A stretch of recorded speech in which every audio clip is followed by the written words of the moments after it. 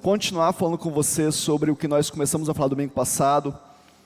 Nós estamos numa série de palavras que Deus quer nos ensinar algumas coisas. Nós falamos domingo passado sobre discipulado e muitos de vocês vieram à frente declarando que gostariam de receber de Deus uma unção para discipular e para cuidar das pessoas. E eu fiquei a semana toda pensando naquela cena de várias pessoas aqui na frente, e eu perguntava para Deus, o que fazer? Como fazer? Como ensinar? Como falar? Como liberar isso sobre as pessoas? Sobre os teus filhos que querem discipular. Em alguns momentos da semana, Deus me mostrava um caminho, vinha na minha mente, vinha no meu coração, a imagem de uma estrada. E várias vezes isso se repetiu algumas vezes. E eu entendi que o Espírito Santo de Deus queria falar alguma coisa comigo.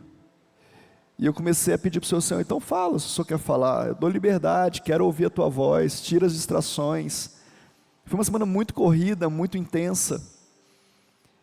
E Deus começou a falar comigo sobre como se preparar para esse tempo. A palavra lá que nós lemos em Mateus, na grande comissão, fala assim: enquanto vão, façam discípulos. Enquanto vão para onde? Enquanto estão caminhando para que ponto? Qual o objetivo? A gente precisa entender algumas coisas. Eu quero introduzir isso com você assim, bem pedagógico, assim, bem calmo, bem tranquilo, para que você possa entender algumas coisas. A Terra, ela orbita em volta do Sol, sim ou não? Sim, né? É ela que gira em torno do Sol. O Sol é o astro, o calor, o fogo, aquilo que traz vida. Se tirar o Sol, acabou a Terra. 2 graus, 3 graus de esfriamento, morre todo mundo. Negócio sério. Porque Ele comanda. A palavra de Deus fala que o nosso Deus é o sol da justiça. Amém? Tem na sua Bíblia? Nós orbitamos em volta de Deus. Somos nós que giramos em volta dEle, e não Ele que gira em nossa volta. A gente precisa entender essas coisas. Eu posso trabalhar, eu posso casar, eu posso ministrar, eu posso tocar teclado, eu posso tocar bateria, eu posso fazer isso tudo, e tudo isso é muito bom. Mas se eu não entender que o centro é Deus, eu vou ter um grande problema na minha vida, porque eu vou estar andando com uma velocidade alta, eu vou estar caminhando, mas eu vou estar caminhando para o lugar errado, na direção contrária, na direção diferente que a direção que Deus me deu. Eu não acredito num Deus que fez os homens para todos eles serem ministros, ou serem cantores, ou serem qualquer coisa no sentido religioso da palavra, humanamente falando. Eu acredito num Deus que criou o homem para reinar com esse homem na terra. E reinar na terra é em todos os sentidos. Se você trabalha, se você estuda, se você é um homem de negócio, se você é uma mulher de negócio, se você é um funcionário público, se você é um médico, um pedreiro, se você é o que você for, enquanto vocês vão, façam discípulos. Vão para onde vocês têm que ir, olhando para o ponto focal que é Jesus, que é Deus. E aí a Bíblia vai dizer, eu falei hoje pela manhã sobre isso, que nós devemos buscar primeiro o reino. O que é buscar primeiro o reino? É fazer isso tudo, mas olhando para Ele. Como que o Senhor quer que eu faça isso que eu estou fazendo? Aonde o Senhor me quer? Como o Senhor me quer? Como que eu resolvo isso? Qual a decisão a tomar? E nessa estrada da vida tem muitas distrações. Imagina você saindo daqui para Belo Horizonte agora, ou saindo daqui para o Rio agora. Vão ter tantas coisas na estrada. Vai ter paisagens bonitas, vai ter lanchonetes, vai ter postos de gasolina, vai ter muito caminhão, com certeza. Vai ter tantas coisas para distrair a gente. Assim é a vida. Mas se você não focar e falar, eu vou chegar em Belo Horizonte, eu vou chegar no Rio, eu vou chegar em Vitória, eu vou chegar na Bahia, eu vou chegar lá, você vai parando em cada ponto desse vai te desgastando, vai tomando seu dinheiro, vai tomando a sua força, vai tomando o seu cansaço, e daqui a pouco você não chega. E muitos de nós, na caminhada cristã, estamos nessas distrações da vida, porque estamos esquecendo qual que é o nosso objetivo. Deixa eu te falar, o nosso objetivo é crescer até a estatura do varão perfeito. Você pode dar um glória a Deus por isso? Não? Olha para o seu irmão e fala assim, olha para o seu irmão e fala um cara de profeta, para ele falar assim, ó, nada mais, nada menos do que um varão perfeito, ou uma varoa perfeita, se você estiver do lado de uma varoa aí. É nada mais, nada menos que isso. Então o nosso foco é esse. O nosso objetivo é esse. Agora, como chegar lá? Quais são as ferramentas que Deus nos deu? Eu não estou falando de perfeição aqui, querido. Eu não estou falando de não pecado, eu não estou falando nada, eu estou falando que o nosso objetivo é esse. Alguns já estão chegando em Caeté lá, né? Se a gente for fazer essa brincadeira de Belo Horizonte, um estão chegando lá em Caeté, outro está um pouquinho mais, outro está mais para trás, está em João Molevade ainda, outros nem saíram de Timóteo ainda. Estão pensando, mas é estrada, como é que vai ser? Mas vai chover, não vai chover? E aquele pedaço está consertando lá, consertou já, não consertou? Está estagnado. E a palavra de Deus fala que nesse caminho nós vamos fazer discípulos. Nós vamos encontrar pessoas que pararam, que se machucaram, que o pneu furou, que o carro estragou, que passou mal. E nós vamos parar como bom samaritano e pegar na mão dessas pessoas e falar assim, deixa eu te ajudar, eu estou indo no mesmo lugar que você. Ele, mas para onde você está indo? Eu estou indo até a estatura do varão perfeito. Você também? Então vamos juntos. E vamos caminhando, e vamos ensinando aquilo que nós já sabemos. Em algum momento nós vamos encontrar com alguém que sabe mais do que a gente, nós vamos dar a mão para ele também, falar, me ensina então isso que você já sabe. Vamos parar em algum lugar e vamos achar que alguém parou porque está com algum problema e vamos oferecer ajuda para ele. Ele vai dizer, não, eu parei porque agora é hora de descansar, você já descansou? Fala, não descansei, então descansa, porque agora é hora de descansar. Você está muito afoito, nós estamos indo para o mesmo lugar. Mas qual lugar que você está indo? Eu estou indo para a estatura do varão perfeito. Estamos juntos. Para um pouquinho, respira. Alguém mais experiente, alguém que já caminhou um trecho maior vai te ajudar. E eu queria desafiar você hoje, a gente, como igreja, individualmente cada um, mas como igreja no todo, a gente alinhar a nossa visão ao sol da justiça, ao nosso Deus, ao nosso Senhor e ao propósito dele na nossa vida. O propósito dele é que você reine com ele na eternidade. Seja você professor ou médico, engenheiro ou pedreiro, pastor ou membro da igreja, o objetivo do nosso Pai é que reinaremos todos juntos com ele na eternidade. Mas mais do que isso, é que vivamos reino de Deus nessa terra hoje, agora. Não é esperar que Ele venha nos buscar para que isso aconteça, é começar a viver isso hoje. Quem já entregou sua vida para Jesus, levanta sua mão e dá um glória a Deus aí. Então eu tenho uma notícia para te dar, você já começou a eternidade. Que você nasceu de novo. E no novo nascimento você está vivendo a sua eternidade. Amém ou não amém? Então viva bem ela. Experimente dela. Mergulhe nela. Gaste tempo nela, invista nela. Porque essa é a sua vida eterna. Não vai ter um reset para você começar de novo, talvez um dia, é agora. Você tem um reset, faz ele agora. Você vai dar um recomeço, recomeça hoje, recomeça agora. Tudo tem jeito. Alguém pode dizer, só não tem jeito para a morte. Tem, Jesus ressuscitou até os mortos. Então até para a morte tem jeito. E para a morte Jesus disse, sai para fora, Lázaro. E ele saiu. Eu quero dizer para você nessa noite, para esse problema que você está enfrentando, seja no seu casamento, na sua empresa, na sua vida emocional, tem jeito. E o chamado de Jesus para você nessa noite é sai para fora. Eu vou mudar a sua história. Amém? Abra sua Bíblia aí na carta de 2 Timóteo, capítulo 2.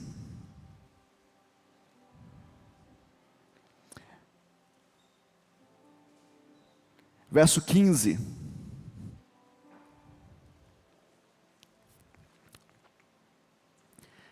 Segunda carta a Timóteo, segunda carta de Paulo a Timóteo, capítulo 2, verso 15. Diz assim: procura apresentar-te a Deus aprovado, como obreiro que não tem de que se envergonhar e maneja bem a palavra de Deus. Só esse versículo. Paulo é o discipulador de Timóteo. Paulo foi quem gerou ministerialmente Timóteo. E agora Paulo está escrevendo a segunda carta para ele, e ele, no segundo capítulo, ele diz: olha, procura apresentar-se aprovado. A palavra aprovado aqui, ela vem do grego, ela quer dizer dokimos. E dokimos é usado para pessoas que são aprovadas numa questão que acontecia naquela época. Tinha muitos estrangeiros, uma efervescência muito grande naquela região. Então foram levantadas pessoas para poder trabalhar e identificar a falsificação do dinheiro, a falsificação dos valores. E essas pessoas criaram meios de verificar se era verdadeiro, se era falso, e eles eram conhecidos como dokimos, ou seja, pessoas que aprovavam as moedas originais e que eram considerados aprovados por sua conduta exemplar, homens que não tinham do que se envergonhar. Paulo está fazendo uma metáfora com Timóteo, falando assim: olha, seja dokimos, seja como esses homens que têm a capacidade de identificar o que é falso e o que é verdadeiro. E mesmo tendo essa capacidade, mesmo podendo tocar em coisas falsas e verdadeiras, ou seja, mesmo tendo a oportunidade de manipular a verdade, eles são homens que não têm do que se envergonhar. E é isso que eu espero de você, Timóteo. É isso que Paulo está dizendo. Mesmo nessa efervescência toda que você está, mesmo nesse mundo para a época, um mundo borbulhante, um mundo cheio de muitas coisas novas, a cultura grega estava invadindo todo o espaço e com muitas coisas novas, muitas novidades, muitas heresias, muitas mentiras, muito dinheiro rolando. Ele falou: olha, eu espero que você seja como Dokimos, alguém que toca o falso, mas conhece o verdadeiro, alguém que não manipula as informações, e alguém que não tem do que se envergonhar. Deixa eu te falar, você seria um Timóteo? Se Paulo fosse o seu discipulador hoje e falasse isso para você, você seria aprovado ou reprovado? Você seria esse homem que não tem do que se envergonhar? Ou você tem que pensar melhor? Tem 3 coisas aqui que Paulo fala, que Paulo explica, Paulo vai desmiuçando para Timóteo nessa caminhada com Deus. Eu quero te falar algumas coisas. Timóteo conhece Paulo na sua primeira viagem missionária. Timóteo, ele era filho de um pai grego, de uma mãe judia e neto de uma avó judia. Talvez essa família tenha conhecido e tido esse contato com o Evangelho, apesar de eu achar que tinha antes, pela postura de Lloyd, né, com o próprio filho, com sua mãe, mas eles têm um contato real, feroz, forte com Paulo na sua primeira viagem missionária. E agora, Timóteo, o hiato que tem de uma viagem para outra varia de 6 a 10 anos, mas digamos que seja 10 anos, seja o tempo máximo. Quando Paulo vem na sua segunda viagem missionária, ele já pega Timóteo, e agora Timóteo passa a caminhar com ele. Em 10 anos, Timóteo sai de um filho de um grego para um discípulo de Paulo, de alguém que foi impactado pelo poder do Evangelho. E quando eu estava pensando sobre isso, a pergunta que me veio no meu coração foi, para mim, só vou transferir ela para você: o que eu fiz nos últimos 10 anos da minha vida? Em que eu me transformei nos últimos 10 anos? Timóteo sai de uma família onde ele não teria nenhum tipo de de relevância, nenhum tipo de projeção, porque já era uma família mista. Então não era uma família aceita no meio judaico e também não era uma família aceita no meio gentílico, porque era uma família mista. Então ele estava fadado a viver uma vida mediana. Mas esse cara, esse garoto, esse jovem sai desse lugar e se torna agora um ícone das cartas de Paulo, neotestamentária, as cartas à igreja neotestamentária. Agora nós estudamos sobre ele, agora nós nos debruçamos sobre a história desse rapaz, que nem pai judeu tinha, para levá-lo ao templo, para ensinar as coisas dos rabinos, mas que quando olha para o evangelho, fala: eu quero isso na minha vida, e eu vou me sujeitar a este homem que me apresentou o evangelho. Nós estamos falando de um jovem que decidiu ser aluno, ao invés de arrogar para si a sua posição, o seu entendimento. Ele decidiu aprender, ele decidiu caminhar perto. Em 2 Timóteo 3,10, se você puder virar sua página aqui, diz assim, mas tu tens seguido de perto o meu ensino, procedimento, intenção, fé, longanimidade, amor e perseverança. Paulo está dizendo para ele assim: olha, Timóteo, você tem me escutado, você tem caminhado lado a lado comigo, de perto comigo, mas eles estão distantes, é uma carta. É uma carta. Não é verdade que Timóteo está do lado de Paulo, ele está recebendo uma carta de Paulo. Mas Paulo está dizendo: pelas suas atitudes, pelo que você tem feito, eu tenho visto que você tem perseverado.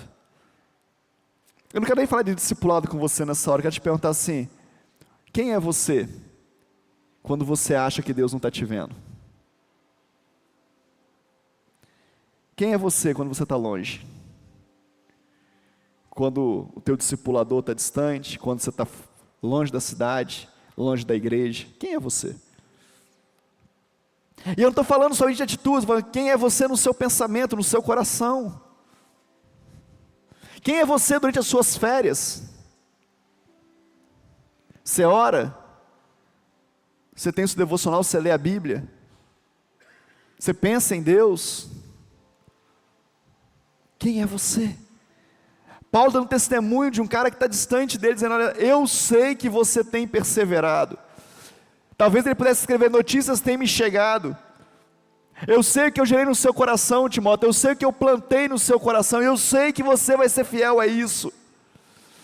Eu sei que você foi um aluno aplicado. Eu sei o que você quer, eu conheço o teu coração. Eu sei que você buscou aprender tudo de mim. Que você buscou aprender qual que é o modelo de evangelho, qual que é a conduta cristã, qual que é o propósito que Deus tem para nós. Eu sei que você aprendeu de mim o que é fé. Deixa eu te falar, tem alguém te ensinando o que é fé, querido? Você deixa o teu pastor, o teu líder, a tua pastora ou a tua líder de GC ensinar para você o que é fé? Ou você só chega perto da gente, perto dos seus líderes, quando está tudo errado, tudo desmoronando, aí não tem mais jeito, aí você chega. Você deixa alguém falar para você: continua, vamos junto, vamos orar juntos. Você deixa? Esse é o testemunho de Paulo a Timóteo. E ele fala não só de fé, de paciência. Você deixa alguém te ensinar sobre paciência? Pode ser um líder, pode ser um liderado. Eu me lembro de uma das nossas viagens, das madrugadas dessa estrada do Brasil. Muito cansado, esgotado. Paramos numa parada de ônibus para tomar um café. Estava eu e um discípulo meu, que não está com a gente, está morando fora do país hoje. E eu muito cansado, muito irritado.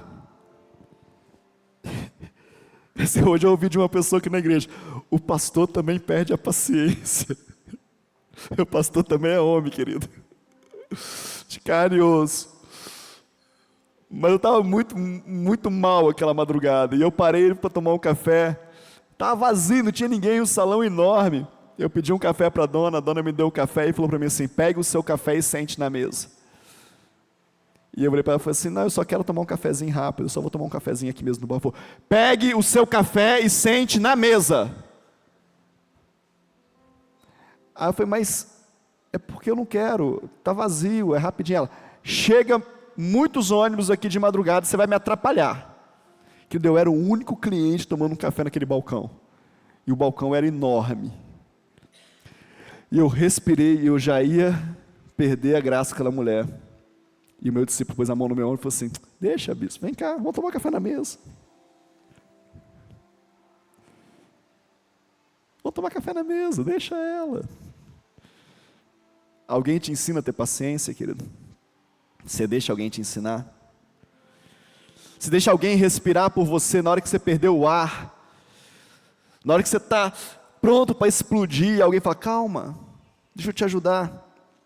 Você deixa alguém te ensinar sobre amor, sobre perseverança? Alguém disse para você, não, deixa eu caminhar mais um tempo com você, deixa eu pegar você pelos ombros, deixa eu te dar as mãos, deixa eu empurrar você um pouco mais, morro acima, não desista, não pare, não desça, morra abaixo, nós vamos conseguir, vamos em perseverança. Você deixa alguém fazer isso? Ou você está vivendo a sua vida e você que sabe de tudo? O segundo ponto que eu vejo na vida de Timóteo e de Paulo nessa relação é que eles estão aprendendo, eles estão ensinando a viver os ensinos de Deus. O sucesso da vida cristã que depende não só conhecer, mas viver aquilo que aprende. Quantos de nós sabemos tanto da palavra de Deus? Quantos de nós conhecemos tudo? Quantos de nós, numa palavra como essa, estamos anotando, ou literalmente, ou então na nossa mente, e levantando os pontos que nós não concordamos? Isso eu discordo, isso eu não sei se é bem assim, isso talvez, olha, mas tem uma outra versão, tem uma outra linha teológica que pensa diferente. Ok, eu quero dizer, qual que é a linha teológica que você vive? O que você decidiu viver na sua vida de verdade? Eu quero dizer, qual que é o resultado disso para você? Hoje no almoço lá em casa, nossa filha estava falando sobre umas questões, né? Se somos calvinistas, se somos arminianos, se somos o que somos, se somos... Beleza, querido. Isso não vai nem te levar para o céu, nem te tirar do céu. O que vai te tirar do céu é você não viver nada. É você não buscar para si um entendimento de Deus na sua vida.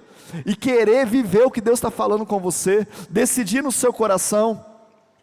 Capítulo 3 ainda de 2 Timóteo, no verso 14, fala assim, quanto a ti, porém, permanece naquilo que aprendestes, e de que estás convicto, sabendo de quem tens aprendido.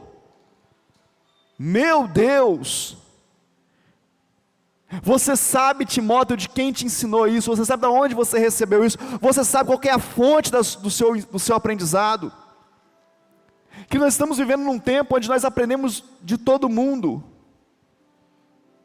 nós aprendemos de todas as formas.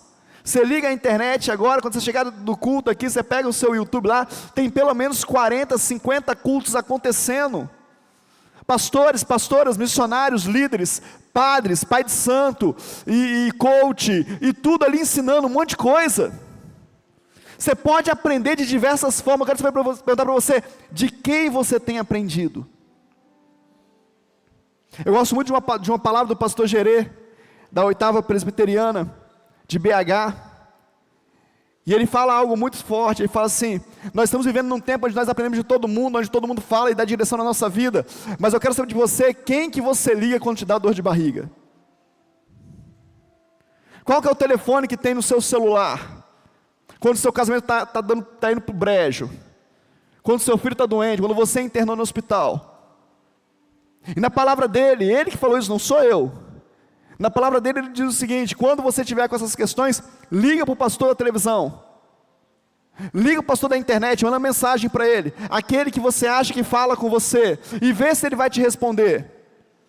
Porque muito mais do que te ensinar alguma coisa, eu preciso viver aquilo que eu ensino. E você precisa saber qual que é a fonte que você recebe os ensinamentos. Paulo está dizendo para Timóteo, você sabe de quem você aprende. Mas é uma decisão minha e sua. Você quer receber? de quem pode te ensinar, não só com palavras, mas com vida? Você quer receber mulher da pastora que pode te ensinar, não só com aprendizado, que tem muito conhecimento, mas também em vida? O jeito que reage, o jeito que anda, o jeito que se veste, o jeito que fala. Ou você colocou uma barreira entre nós? Deixa eu te falar, querido. Se existe uma barreira, não vai dar certo. A gente precisa quebrar as paredes. A gente está muito ligado em quebrar as paredes. Toda vez que eu falo de quebrar as paredes, eu penso na parede externa. Eu quero quebrar essa parede, eu quero quebrar aquela parede de lá. A palavra que Deus nos deu, no final do ano passado. Mas nós precisamos quebrar as paredes entre nós. Entre a plateia e o púlpito. Entre você e o gabinete. Entre você e o GC. Entre o seu líder de GC e você. Nós precisamos quebrar as paredes. Esse dia o pastor Heber veio orar para uma pessoa aqui, e Deus mostrou para ele que até que essa pessoa chegasse até na frente, muitos muros eram levantados. E para essa pessoa chegar aqui na frente para receber oração, ela tinha que pular os muros, ela tinha que dar a volta, ela tinha que dar um jeito, porque os muros iam se levantando. Deus quer quebrar essas paredes no nosso meio, e te fazer viver aquilo que Ele quer. Amém? Eu quero desafiar você a pensar sobre isso. Jesus é o verbo que se fez carne, a palavra que se tornou vida. João capítulo 1, verso 4 fala sobre isso. Quando praticamos os ensinamentos da palavra, nós trazemos a vida de Deus através do nosso viver. Em Tito capítulo 1, verso 16, mostra que muitas pessoas dizem que conhecem a Deus, mas em seu modo de viver estão distantes da vontade do Pai. E isso os leva a uma vida sem resultado. Isso não é discipulado. Eu não posso pegar todas as informações que eu tenho, tudo que eu sei de Jesus, e se é que eu sei, e tornar isso apenas como fonte de conhecimento, não como fonte de vida na minha vida.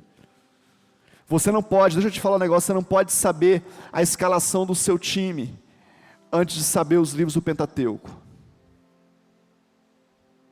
Você não pode saber quem é o técnico do seu time de futebol antes de saber qual que é o maior profeta da Bíblia.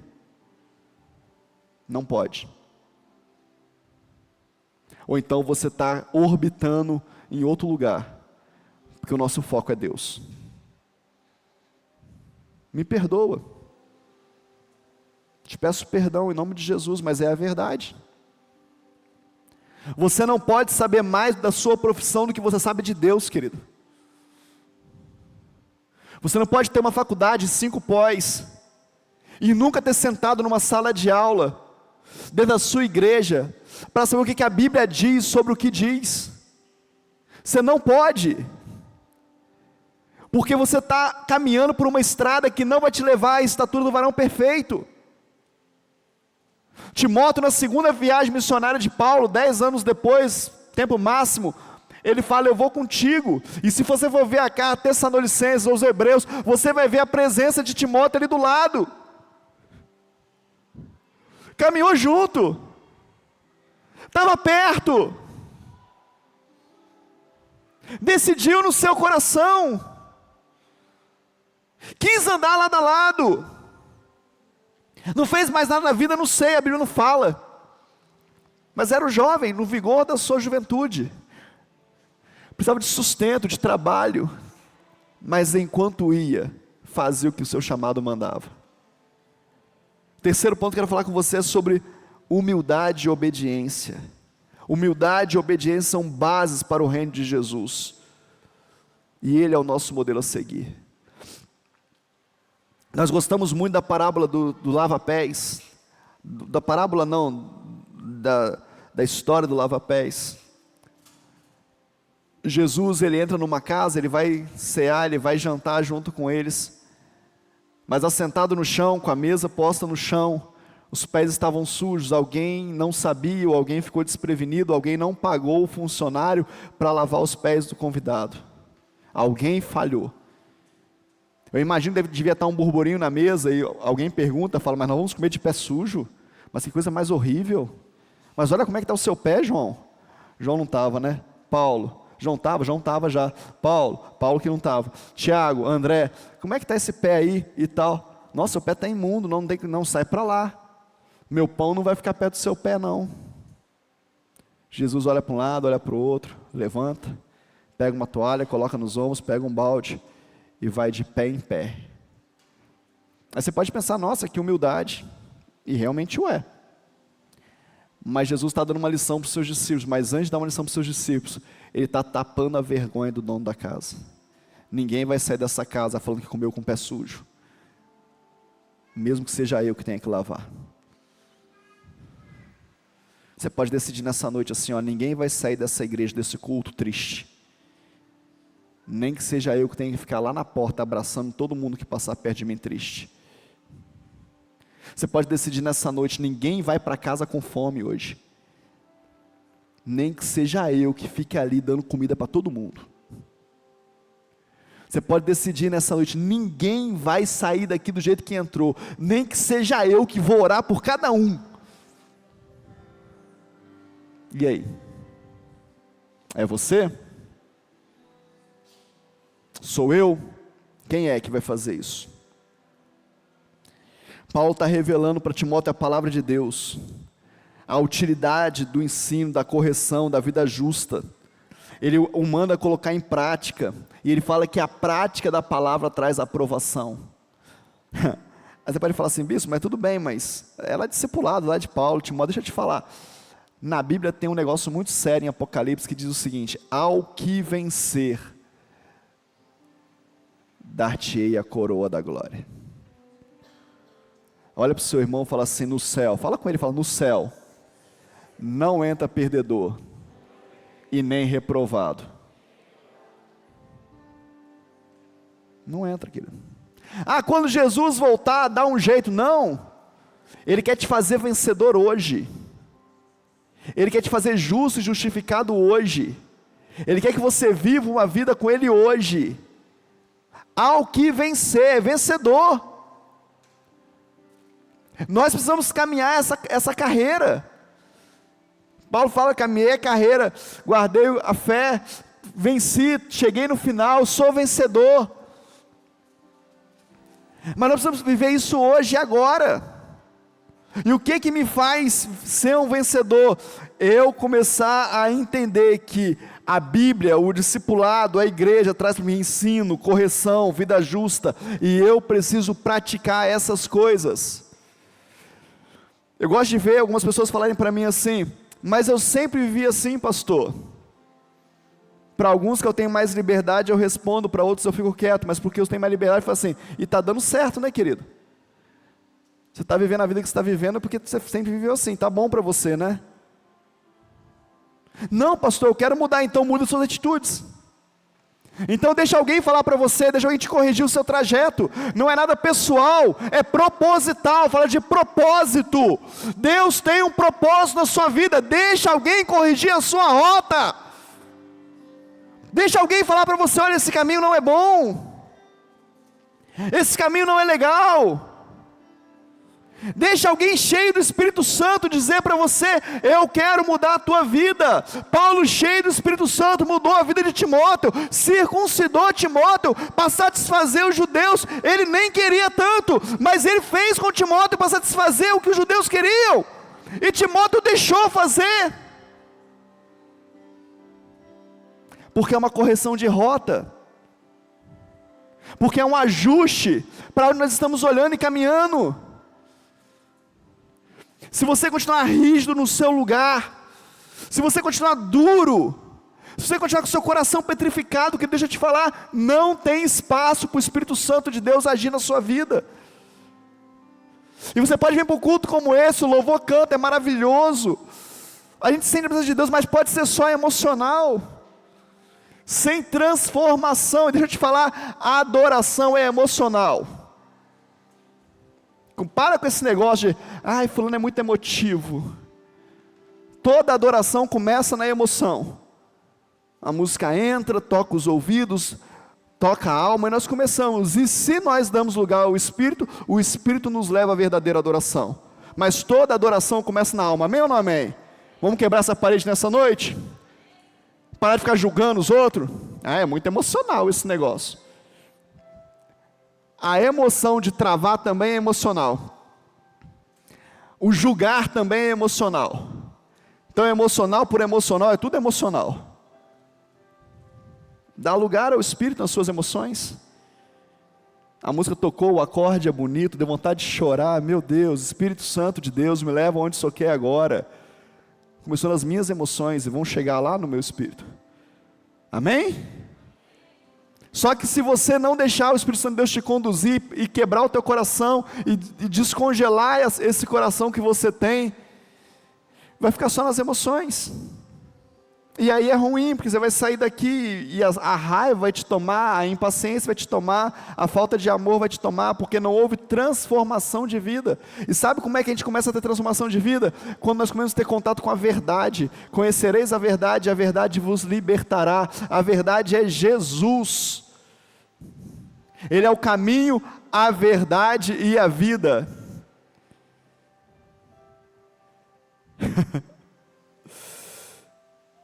Ah, querido, se a gente entendesse essas coisas claramente na nossa vida, Jesus dizendo, eu sou o caminho, a verdade e a vida, ele estava fazendo uma alusão ao templo,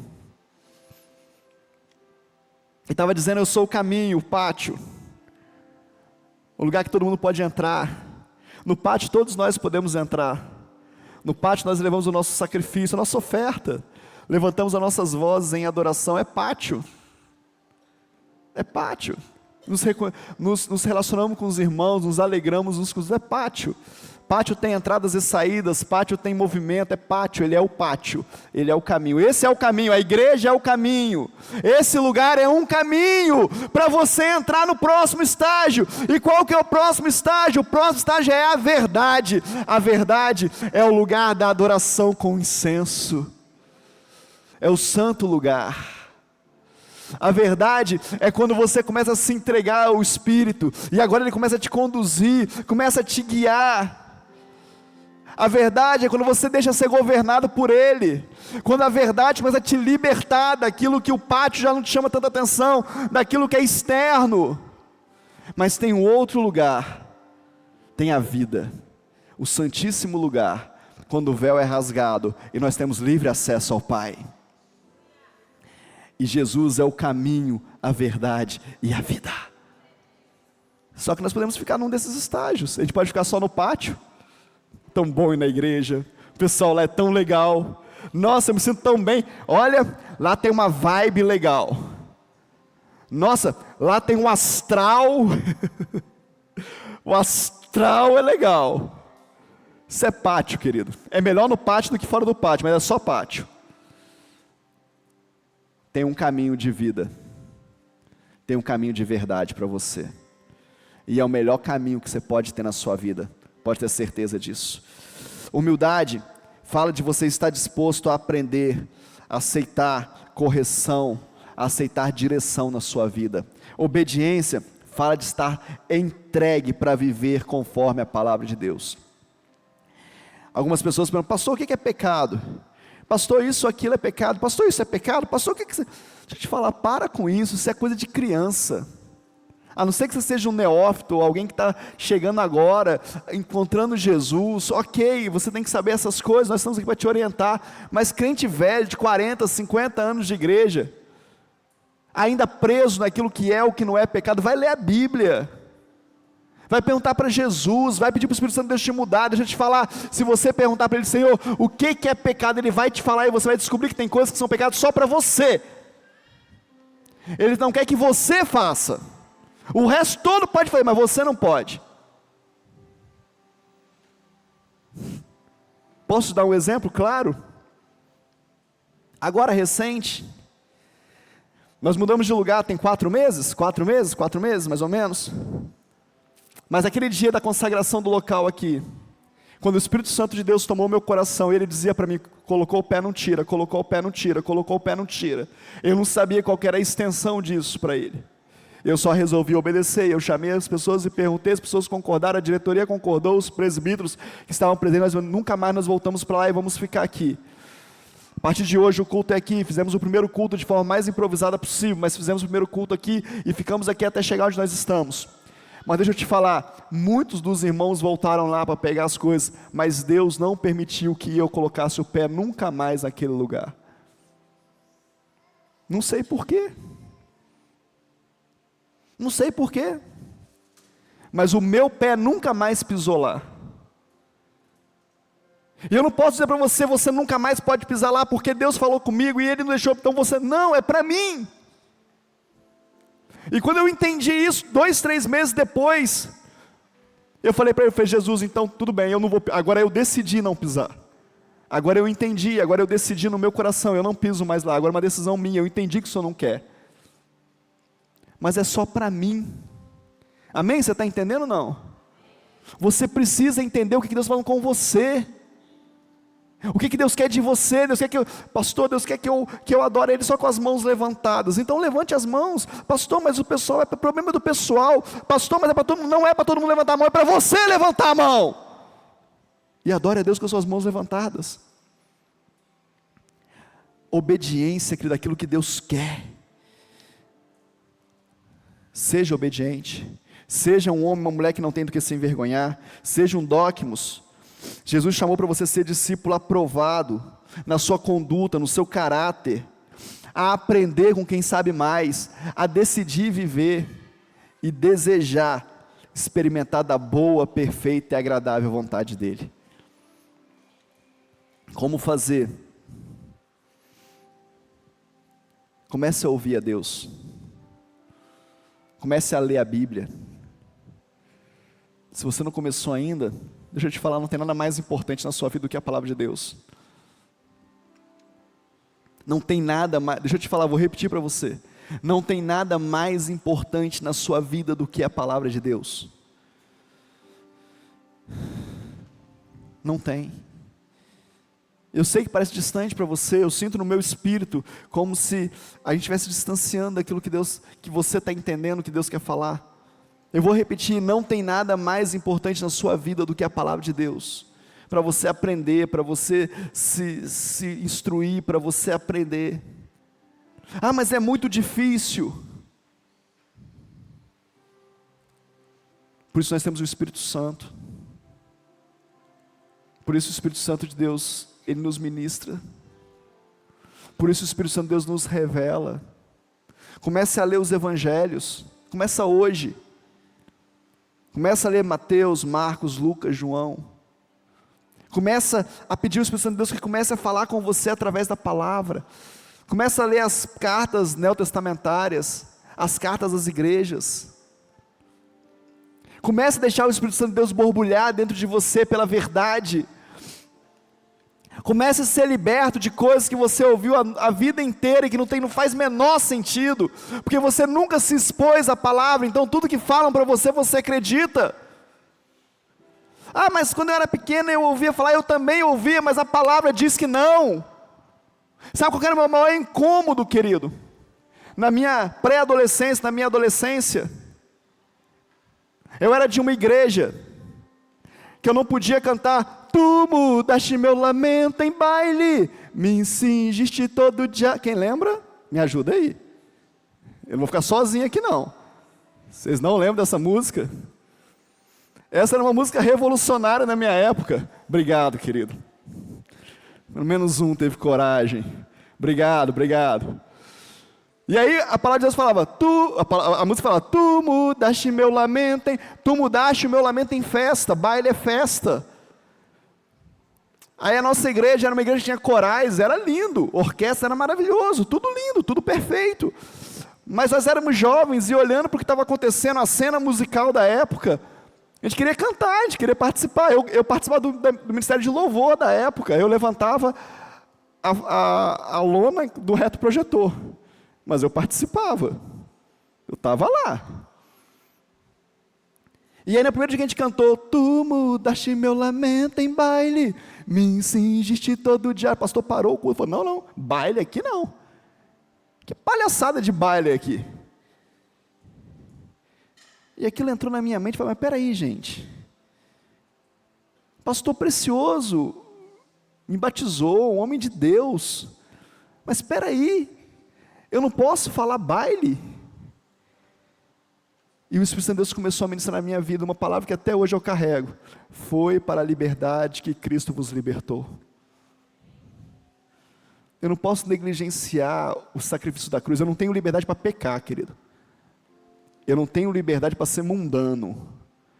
Eu não tenho liberdade para ser pervertido. Não é isso que eu estou falando. Mas eu tenho liberdade para adorar o meu Senhor, para dançar, para bater palma, para festejar, para me alegrar no meu espírito, para ser injetado de alegria por Ele. Eu tenho liberdade para isso. E eu fiquei me perguntando por muitos anos, espera aí, mas como que eu quero ter liberdade para adorar o Senhor? E eu me lembro a primeira vez que eu entrei numa IPI, que era a nossa antiga igreja, e estava cantando aquela canção. Se eu afundar, o Senhor vai me segurar, como é que é? Submergir. Não, peraí, tem muita gente cantando, peraí. Enfim, gente. É isso aí. Me traz à tona, se eu me submergir, tua mão me traz à tona para respirar. E quando aquela canção começou a cantar na igreja, eu olhei para o lado, os irmãos estavam abaixados assim, e fazendo assim com a mão, a tua mão me traz à tona para respirar. Eu falei, eles são livres, eles podem gesticular, eles podem expressar a sua adoração. E eu comecei a entender o que era ser um adorador com liberdade. E nós começamos esse caminho de experimentar uma liberdade no espírito, sem viver algo que alguém disse que não era, sem a Bíblia dizer. Eu queria desafiar você a viver livre no espírito, mas alguém pode te dirigir. Eu sou livre no espírito, mas eu tenho um pastor que diz para mim, Paulo, não faz isso não. Paulo, isso dá errado. Paulo, isso não é bom. Eu tenho amigos que ministram sobre a minha vida. Sabe, querido? A gente pode ter liberdade no espírito, viver muito melhor que a gente vive hoje, aceitando pessoas sobre nós, que tem mais unção, que tem mais autoridade, que tem mais experiência com Deus. Nós podemos aceitar os Paulos na nossa vida, se nós pudermos ser Timóteos. Deus pode reconfigurar a nossa história, saindo de um pai grego e de uma mãe judia, transformar num grande homem. Não importa de onde você vem, da casa que você saiu, da história de vida que você tem, do ministério que você foi gerado, Deus pode ressignificar a sua vida hoje, e pode começar um novo tempo. Eu vou te perguntar, o que você fez nos últimos 5, 10 anos da sua vida? O quanto você cresceu? Quanto você regrediu, ou quanto você ficou estagnado? Vamos mudar a nossa história hoje? Vamos dar um start na nossa vida hoje, em nome de Jesus? Essa não é uma palavra de acusação sobre você. Você pode ter muitos motivos para ter ficado parado. E eu não sou juiz na sua vida, eu sou pastor e profeta na sua vida. Eu quero desafiar você a hoje dizer, eu vou startar de novo aquilo que Deus tem na minha vida. Eu vou começar de novo. O Espírito Santo de Deus fala ao meu coração aqui que tem pessoas neste lugar que pararam o seu ministério, pararam a sua vida, a sua história, por causa de dores. Dores humanas, dores emocionais, mas também dores ministeriais. Deus me mostra alguém muito específico. E eu quero te pedir, Espírito Santo de Deus, que o Senhor testifique no coração dele e dela agora aquilo que o Senhor está falando comigo.